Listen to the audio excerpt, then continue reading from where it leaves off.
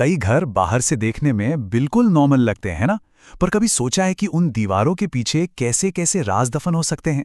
आज हम एड और लॉरेन वॉरेन की एक ऐसी ही केस फाइल खोलने वाले हैं। एक ऐसी कहानी जिससे वो खुद अपनी जिंदगी के सबसे खतरनाक मामलों में से एक मानते थे। क्या कोई खेल किसी की जिंदगी तबाह कर सकता है? ये सवाल ही इस पूरी कहानी का सेंटर है। एक मामूली सा खेल जिसे बस एक मजाक होना चाहिए था, उसने कैसे डोनोवन परिवार के लिए खौफ का एक ऐसा दरवाजा खोल दिया जिसे कभी खुलना ही नहीं चाहिए था। आइए साथ मिलकर इस डरावनी गुत्थी को सुलझाते हैं। तो कहानी की शुरुआत होती है एक नए घर और एक नए सपने के साथ। डोनोवन परिवार जो एक अच्छी नई जिंदगी की उम्मीद लेकर इस घर में आए थे, लेकिन उनका सिर्फ एक फैसला सब कुछ हमेशा के लिए बदलने वाला था। कहानी का सेंटर है घर की 19 साल की बेटी पैटी। सोचिए, नई जगह, कोई दोस्त नहीं और ऊपर से काफी स्ट्रिक्ट माता पिता। वो बस अपने अकेलेपन को दूर करना चाहती थी और इसी अकेलेपन को भरने के लिए वो घर में एक ऊजा बोर्ड ले आई। तो पैटी ने उस बोर्ड पर खेलना शुरू किया और जानते हैं क्या, उसे जल्द ही वो मिल गया जो वो खोज रही थी, एक दोस्त। बोर्ड के जरिए एक आत्मा ने उससे बात की, खुद को उसी की उम्र का एक लड़का बताया। वो पैटी की तारीफें करता, उसे स्पेशल फील कराता। देखते ही देखते पैटी के लिए वो उसका बॉयफ्रेंड बन गया। लेकिन ये जो मासूम सा रिश्ता लग रहा था ना, वो कब एक खतरनाक जाल में बदलने वाला था, इसका अंदाजा किसी को भी नहीं था। फिर एक दिन पैटी ने एक बहुत बड़ी गलती कर दी। उसने उस आत्मा से कह दिया कि वो उसके सामने आए, और बस उसी पल से उस घर का माहौल हमेशा हमेशा के लिए बदल गया। तो पहले महीने दीवारों के अंदर से जोर जोर से खटखटाने की आवाजें आने लगी, मानो जैसे कोई बाहर निकलने की कोशिश कर रहा हो। घर में सड़े हुए मांस और सल्फर जैसी अजीब बदबू फैलने लगी। दूसरे महीने तक तो हालत और बिगड़ गई। दीवारों पर रातों रात खरोच के निशान बन जाते थे और नलों से पानी की जगह खून जैसा गाढ़ा लाल लिक्विड टपकने लगा था। और फिर आई वो रात, 31 मार्च 1974। उस रात घर का सारा फर्नीचर हवा में उड़ने लगा और एक घना काला साया पूरे कमरे में फैल गया। परिवार इतना डर गया कि वो सब छोड़कर एक होटल भाग गया। लेकिन वो साया, वो उनके पीछे पीछे वहां भी आ पहुंचा। जरा उस रात के खौफ को महसूस कीजिए। एक 6 फुट लंबा, करीब करीब 100 किलो का भारी भरकम ड्रेसर जमीन से उठकर हवा में ऐसे घूम रहा था जैसे वो कागज का बना हो। ये किसी भी इंसानी ताकत के बस की बात बिल्कुल नहीं थी। जब परिवार के पास वापस घर लौटने के सिवा कोई रास्ता नहीं बचा, तो जो उन्होंने देखा वो दिल दहला देने वाला था। उनका घर अब घर नहीं था। कालीन और बिस्तर सब केमिकल और शराब में डूबे हुए थे और दीवारों पर भद्दी भद्दी गालियां लिखी हुई थीं, जैसे कोई अपनी पूरी नफरत उन दीवारों पर उतार रहा हो।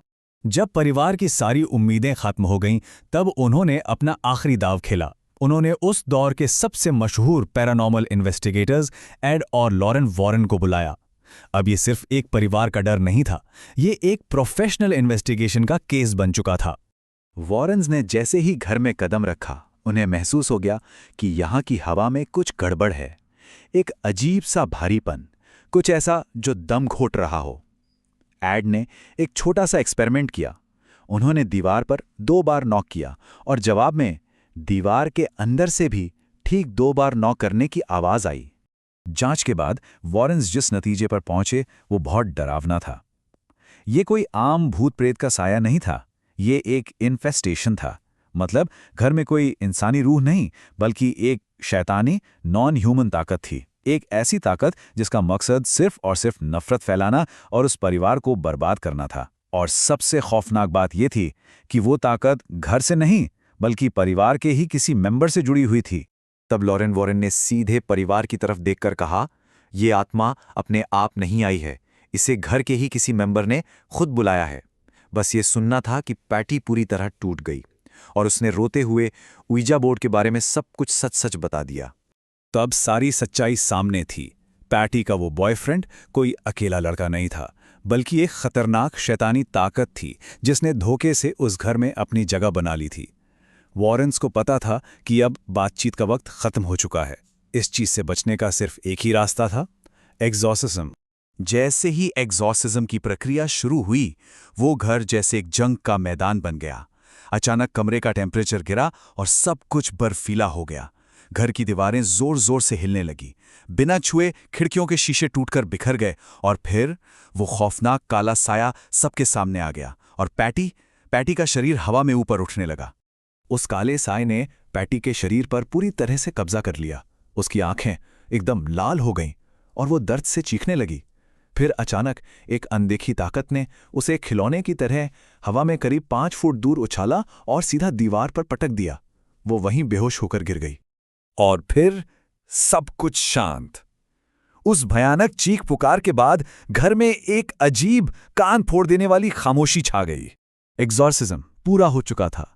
घर में सब कुछ धीरे धीरे नॉर्मल हो गया। वो अजीब गतिविधियां बंद हो गईं, नलों से फिर से साफ पानी आने लगा।